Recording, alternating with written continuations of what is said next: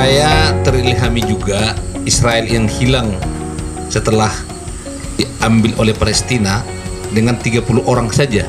30 orang Israel punya komitmen untuk kembali membangun Israel. Dan hari ini negara Israel itu menjadi nyata dan besar. Kalau 30 orang saja perantau orang Batak, secara khusus orang Samosir, balik untuk meningkatkan UMKM kearifan lokal yang ada di Samosir, saya yakin Samosir menjadi satu pewarna untuk kemajuan bangsa Indonesia.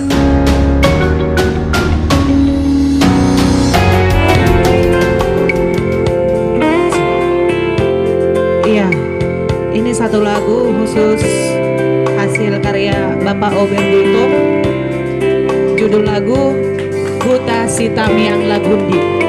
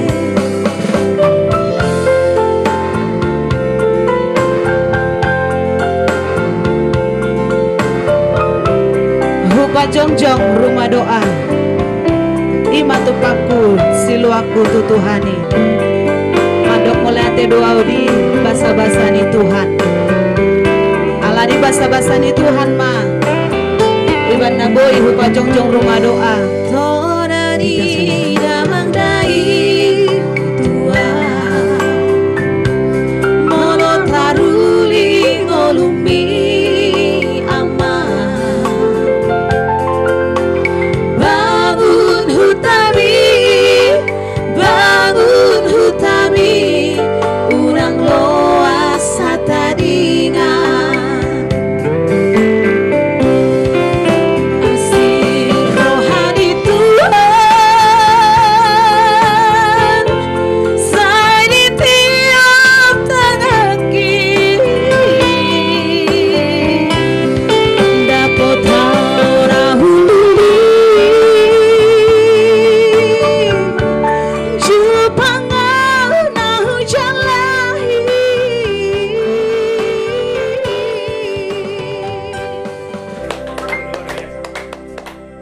Jadi kita barusan dihibur dengan sebuah lagu yang mempunyai arti sangat dalam yang diciptakan oleh opung kita. Luar biasa dan dinyanyikan dengan suara merdu oleh Nauli Sister. Iya. Begitu luar biasa lagunya, maknanya sangat dalam sekali. Luar biasa. Semoga ini menjadi sebuah pemicu semangat bagi seluruh para perantau untuk membangun kampungnya. Benar sekali, kita tunggu single berikutnya. Iya. Dengan rumah bulun dan rumah kaca. rumah bulun dan rumah kaca. Baik. Baik. Langsung saja mungkin dari Pak Ober Gultom, lagu yang luar biasa tadi Dan hanya oleh satu orang saja itu sudah mulai terasa goyangan kemajuan Samosir. Apalagi kalau sudah beramai-ramai para perantau turun membangun Samosir. Itu kira-kira begitu ini maknanya mungkin Pak Oberkultumnya. Ya baik, jadi saya terilhami juga bagaimana Israel yang hilang setelah diambil oleh Palestina dengan 30 orang saja. 30 orang Israel betul. Punya komitmen untuk kembali membangun Israel, dan hari ini negara Israel itu menjadi nyata dan besar, bahkan Palestina yang hilang. Betul. Itu ya, Iya. power kan. Nah, hampir sama dengan Samosir. Peradaban pertama daripada Samosir yang dia katakan Dalihan Natulu, Iya. membawa orang-orang Batak sekarang luar biasa di seluruh dunia. Iya. Yang ingin saya katakan, jangan lupakan bahwa asal daripada orang Batak itu dari Samosir. Betul. Daripada dengan peradaban yang tadi itu bilang daripada Dalihan Natulu, Sebab marhula-hula, manak mardongat tubuh, elek marboru, menjadi dasar daripada orang Batak hebat-hebat. Khususnya perantau Samosir. Iya. Umumnya orang Batak, ayo lestarikan Samosir yang merupakan tanah daripada Bona Pinasa. Di sini, dari sini kita semua. Kalau 30 orang saja perantau orang Batak, secara khusus orang Samosir balik untuk meningkatkan UMKM, kearifan lokal yang ada di Samosir, saya yakin Samosir menjadi satu pewarna untuk kemajuan bangsa Indonesia. Ini yang saya ajak kepada semua perantau Samosir seperti itu saya.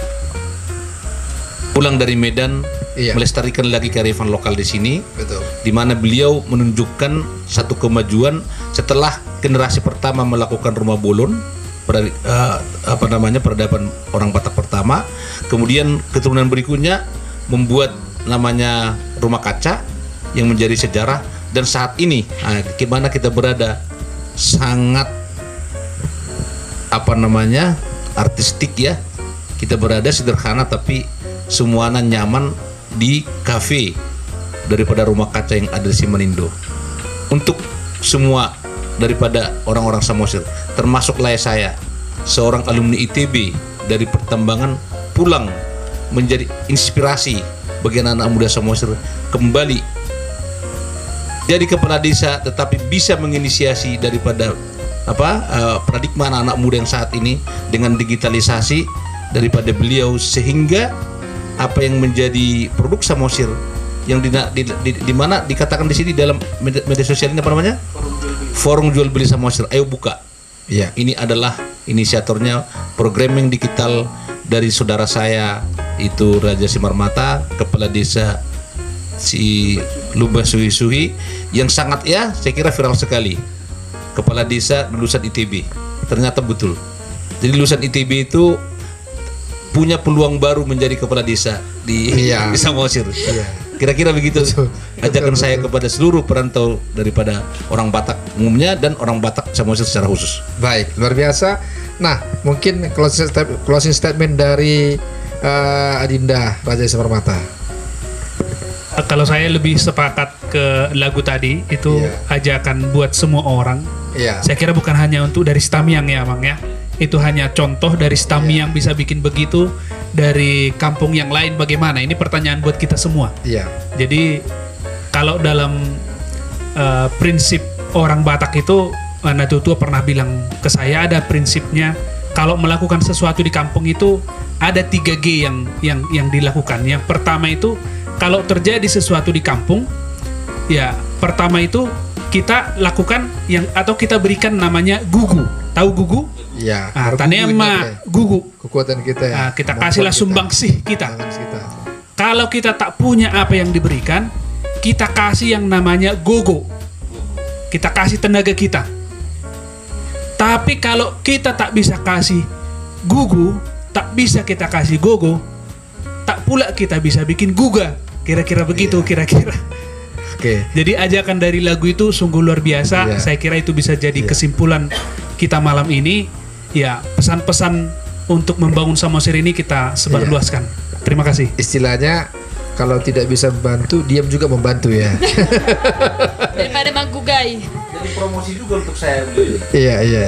Ada satu yang menonjol di satu daerah kita itu, ayo kita buat dalam lagu. Semua kita bisa mencipta. Betul. Saya juga adalah orang teknik sipil, ternyata bisa menciptakan. Sederhana saja. Ayo, Cynthia, ya, Fernando, Next video ya, clip ya, Bung. Ito, ya. Nih, apalagi Raja Simarmata. Itu bukti nyata, ya, bahwa beliau seorang daripada engineer masuk jadi kepala desa, menjadi visioner, ya. Betul. Ada 3 kita tadi. Luar biasa kan? Gugu, Udah menggugai. Orang menggugai. Oleh hati Horas. Oke, tadi dibuka oleh perempuan yang luar biasa, ditutup juga oleh sang perempuan yang luar biasa. Silakan. Kalian dong perkenalkan produk lokal yang sangat Wah, terima kasih. Untuk saat ini kembali lagi kita sangat-sangat mengapresiasi ya lagu tadi ya, bahwa lagu tadi itu mengajak kita untuk berbuat kepada kampung kita, Mulak Tuhuta.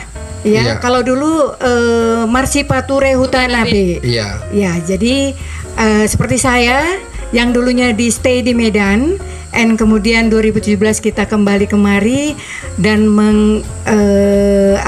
membenahi aset yang ada supaya lebih baik lagi dari yang sebelumnya, dan memperkenalkan